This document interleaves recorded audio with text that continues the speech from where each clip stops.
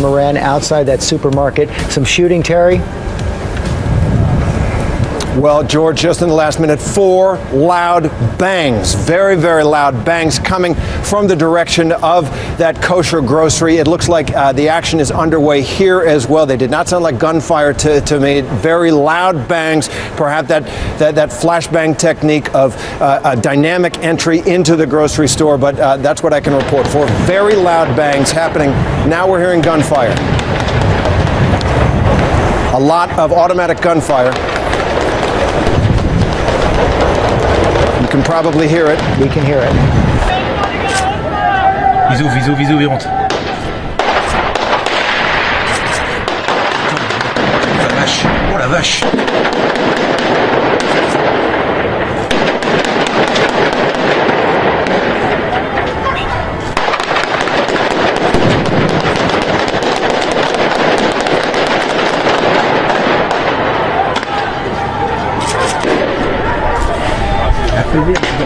Qui voit l'image.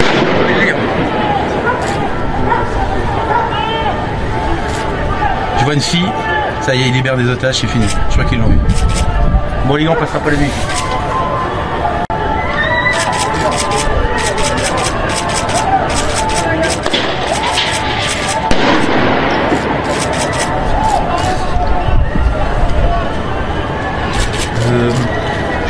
Mec, d'un côté moi il chauffe sur les côtés, ce qui se passe que si je ne peux pas noter ou pas. Attends, je regarde avec toi, tout le monde. Oui, on est dans le direct. Ah oui, parce que là c'est bang bang bang, d'accord, tu bouges pas. T'as un mec par terre, t'as un mec sous la bagnole. Où ça? Sous la bagnole. Quelle bagnole? Descends un tout petit poil, descends un tout petit poil, à côté de Avia, ça court, regarde, à côté de Avia, ça court. Cabine téléphonique là, ouais. Non, je sens ça, t'es stationné. Je vois pas. Il y a des gens qui sont planqués derrière la bagnole. Il tire un mec, là il tire quoi? Reviens sur la porte d'entrée.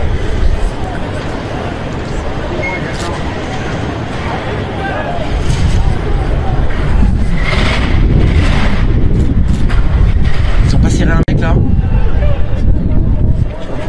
Les mecs qui rengainent, ils ont pas ciré un mec, regarde près de Avia. Non, c'est des civils qui se planquent. Les otages. Là ils se regroupent sur la gauche du truc. Il y a un mec qui sort sur la droite. Je l'ai, ok. Ah merde, toi.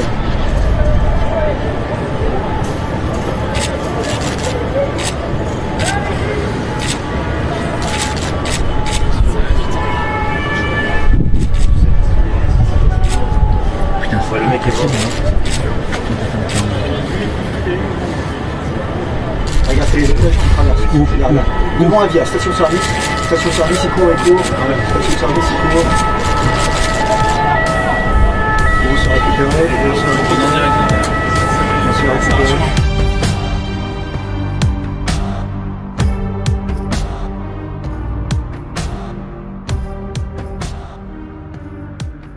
Speaking of social media, you got to take a look at this video. This is snow falling. Can you guess? Jacksonville, Florida. Duval County, Florida's first coast. Yeah, we said snow, officially just a trace at the Jacksonville International Airport.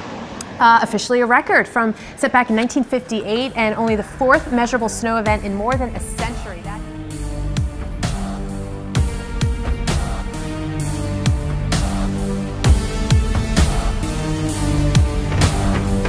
Another story that we've been following, this one out of Michigan, a deadly pileup there involving nearly 200 cars. Francis Rivera is following that story for us. Francis, this video is stunning. It is absolutely stunning. These drivers faced near whiteout conditions, and it led to a chain pileup, causing evacuations and even a massive explosion. As many battle heavy snowfalls this morning, new images of a massive pileup Friday morning in Michigan as drivers faced near whiteout conditions. A scene straight out of a horror movie. A horrified bystander shooting video on his phone as one vehicle after another slammed into each other. Cars and even more frightening, huge tractor trailers out of control. It happened amid icy conditions and blinding snow on Michigan's Interstate 94. Drivers going too fast to stop in time. Watch yourself! The man filming rushes to help along with other bystanders. Nearly 200 vehicles were caught up in the chain reaction accident. Get out of your vehicle, hurry up! Get out! One trucker was killed and at least 22 other people injured by the time it was all over. Adding to the danger, one of the trucks was carrying 40,000 pounds of fireworks, which exploded in the middle of the disaster. Another truck had dangerous acid on board, forcing residents in a 3-mile area to evacuate. The interstate was closed overnight as crews try to assess the damage and clean up the carnage. So you see the still picture is really scary, but the video even more scary, and surprising that the death toll wasn't even higher. Just staggering when you see those cars one after another. And there's nothing you can do. You see him coming, and the guy videotaping, you know, you can only feel for him too, because you can't warn them. Yeah. Reminder to everybody, just slow down. I've driven in whiteout conditions, and there are times where people are driving right past you and passing you and driving like maniacs. There are other times where we're all just driving 20 miles per hour, and it's all in a straight line. You just follow the car in front of you, and that's what keeps everybody safe. It's when people start speeding in conditions when you can't see, it's crazy. That is when it gets bad. Francis, thank you. Thank you.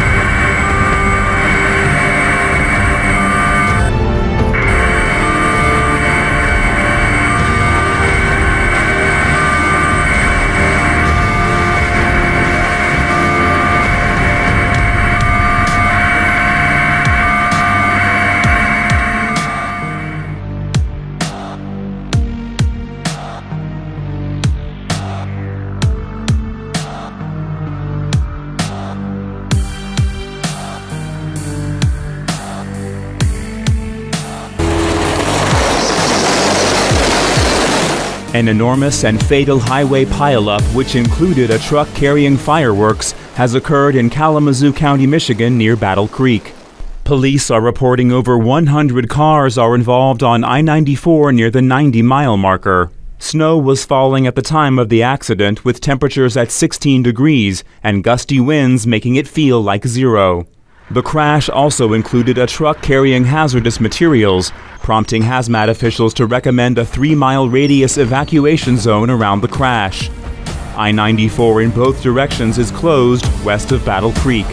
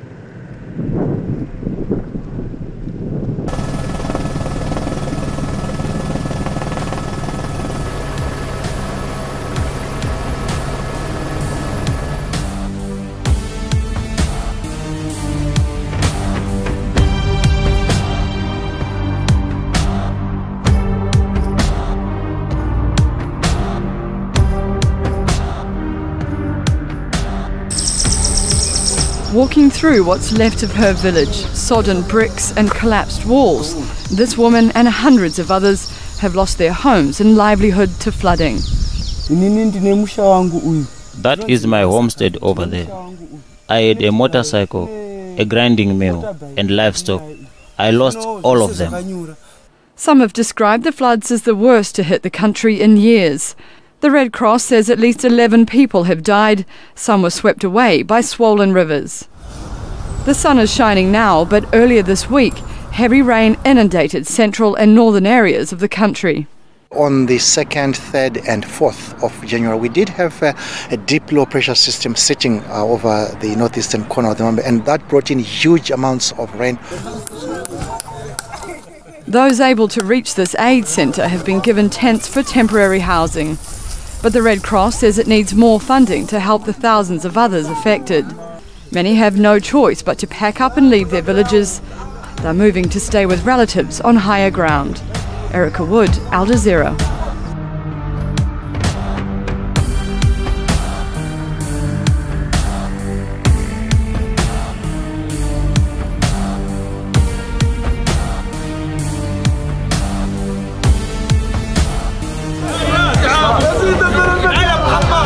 A winter storm of snow, freezing conditions and rain continues to hit large parts of the Middle East. In Gaza, 2 babies have died from the cold as flooding is reported in many areas. Drains and anti-flood infrastructures remain damaged from Israeli bombardments. In a refugee camp in Jordan, hundreds have had to be moved because of flash floods. 2 people have died from the cold there. Refugees in many regions in the Middle East are facing misery because of the winter conditions. 4 Syrians, including 2 children, have also died from the cold in Lebanon.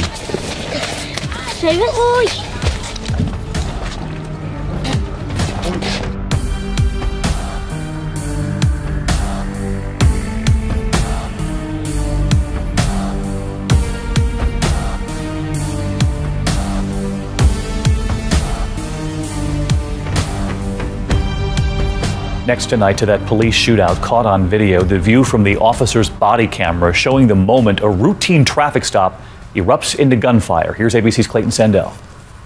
This is a story of split-second moments, starting when Albuquerque police officer Lou Golson pulls over a suspected drunk driver. What he doesn't know, this car is stolen. With his body camera rolling early Saturday, Officer Golson gets his first brief glimpse of the driver. Turn it off. But go forward less than half a second, and you see the handgun. Golson never had time to. Golson is hit, but fires back. Bullet casings fly. Golson tries reloading, but with a broken wrist, he can't. That gives the suspect the split second he needs to escape. Just been 27-8'd. Remarkably, the wounded officer keeps his cool, describing the suspect Blue jacket with a blue hat, blue jeans. Despite being shot 3 times. Stomach, leg. You see any blood? Hurts. The manhunt for suspect Christopher Cook ended Tuesday. He's now in jail facing charges that include trying to kill a police officer. Several surgeries later, Officer Golson is in a hospital tonight. His violent confrontation over in less than 20 seconds. But with time he is lucky to have, his department says he'll make a full recovery. Clayton Sandell, ABC News, Denver.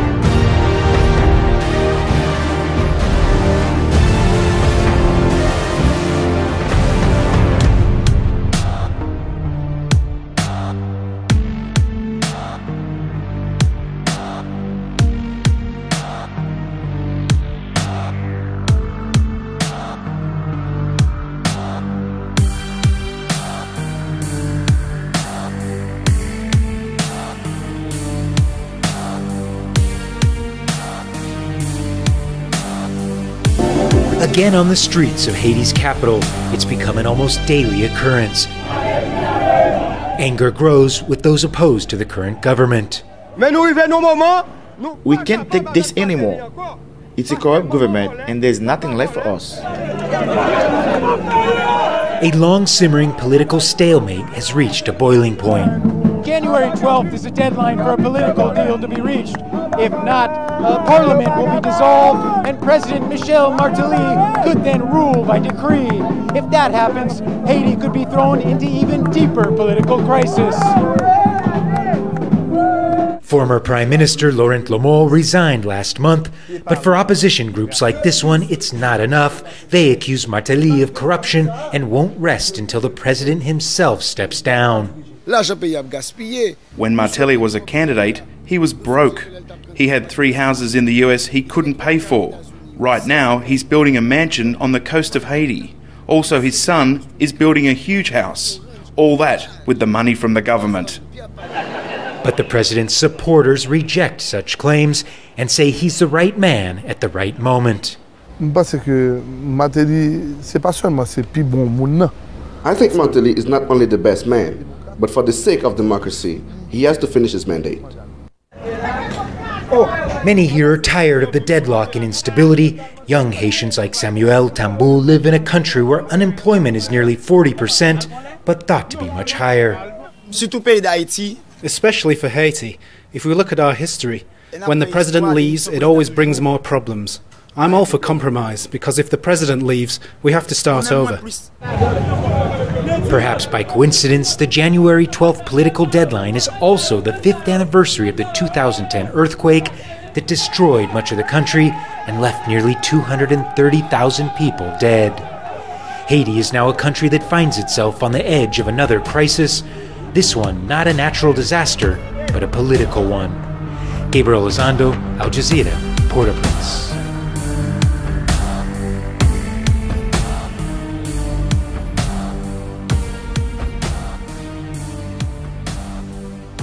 The group of dignitaries starts to walk, and you can see Angela Merkel and before that President Hollande looking up, ever the politicians waving to people who are also obviously watching and leaning out of their homes, out of their windows, across their balconies to see what is an extraordinary sight.